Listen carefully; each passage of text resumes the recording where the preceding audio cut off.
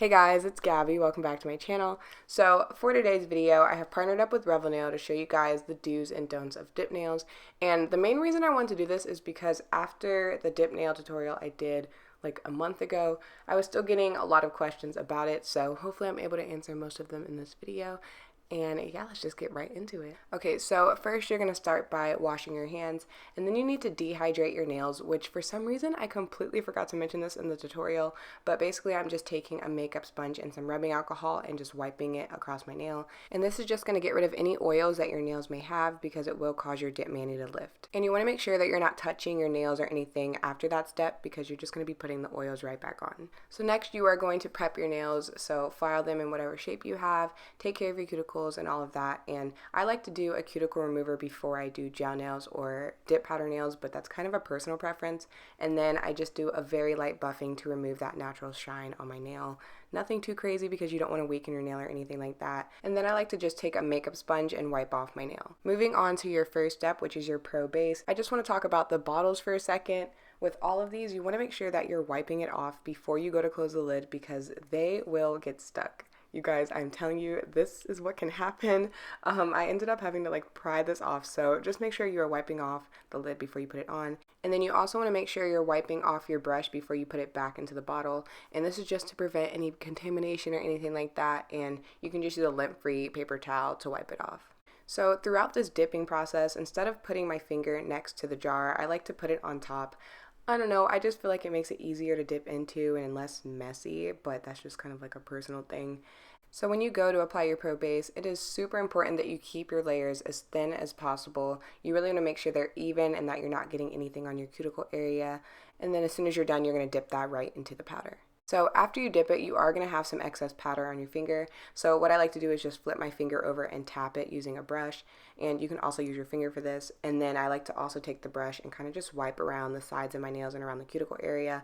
You don't want to use like a makeup sponge or cotton ball or anything and wipe across the nail because that can potentially dent into the nail. And I'm turning my nail to the side right now so you guys can see it's thin, it's even, and that's what you want your first layer to look like. So now here is what not to do. I didn't wipe off the brush before I started applying it to my nail, so I'm getting a lot of the polish just kind of everywhere. It's flooding into my cuticles and it's just getting all over my skin. And you guys can see wherever that pro base is, that's where the powder is going to stick. And the problem with that is it's really hard to get off. Like I'm taking a toothpick trying to pry it off. I'm using acetone and it's just not budging. So just make sure you're being careful not to get it on your skin, and if you do, wipe it off before you go to dip. And here's another example of what not to do. Basically, I just kept dipping it and I wasn't really wiping off the excess powder, and the problem with that is it builds up so quickly. Like my nail is super thick. This is the third layer and it's huge, and you don't want this because it's going to take forever to file that down. And even if you have a drill, like it just shouldn't be that big. Right now I'm just going in with that second layer, and again just keeping it very thin. And the amount of layers you do really just depends on the type of color you're using. So with this one I could still see my nail a little bit after that second layer, so I went ahead and dipped it for a third time. And I did have somebody ask me last time if you can use like a liquid latex barrier around your nail just in case some gets on your skin. And I did actually try that, but the problem with that is I couldn't get it back up just because the powder hardened so much, so I couldn't actually lift it, so it was kind of stuck under the nail. But I do want to try that again sometime because that was actually a really good idea. So anyways, moving to the next step, which is the activator. There's not much that can go wrong here. You're just going to put it on all over your nail and then let that dry for 2 minutes. So next I'm going to use a file to file my nails down. If you're a professional, you know, you can use a drill, but I'm not. So I'm just getting a file with a very low grit because it will make it a lot easier. If you're using a really high grit nail file, it's going to take you forever, so make sure you're getting a really coarse nail file. And I'm just smoothing everything down, making sure it's all even. And because my layers were pretty thin, I didn't have to do this for that long, but this is just really where you shape your nail, go across, go to the sides, and just make sure everything is even. And the main area I like to focus on is my cuticle area because that's where you can get that weird bubble looking nail, so I really focus down there and make sure everything is smooth. And the main thing you don't want to do here is over file or over buff your nail because you can actually take away some of the color, which I kind of did in my last tutorial without realizing it. So to avoid that, just keep checking, don't go too crazy or anything like that. And then I finished that off by buffing my nail one more time. Next, you're going to wash your hands, and you don't want to use any soap when you do this. And then you're going to apply your activator one more time, and I let that dry for probably like 30 seconds, and then I wipe it off using a makeup sponge. And I don't know if you guys have noticed, but I always like using makeup sponges for stuff like this because I never want to get any cotton pieces or strings stuck on my nail because that is actually the worst. And then lastly, I'm moving on to the finishing gel. And with this, with the first coat, you just want to go across your nail really quickly, and then you can see it actually dries extremely fast. I don't know if you guys can tell that it just dried. And then with the second coat, I'm really going to take my time, go across my nail, and just paint it like I normally would any top coat.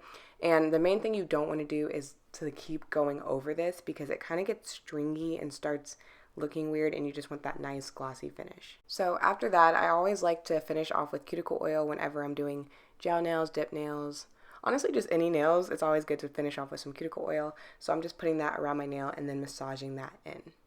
So now for removing dip powder nails, this is actually where I got the most questions, but the biggest thing not to do is don't try to like peel or pick off your dip powder nails because it will damage your nails. It can cause your nails to peel or even break, which I know because I've tried it before, so make sure you're not doing that. And then if you take a cotton ball and try to just wipe it off with acetone, it's not going to do anything. So basically what you have to do is take a file and just file off that top shiny layer. And this is just going to make it easier for the acetone to actually soak through and take it off. And if you've ever taken off gel nails before, I'm doing the same exact thing that I would do for gel nails. So after I'm done filing my nails, I'm just going to use acetone to soak off my dip powder nails.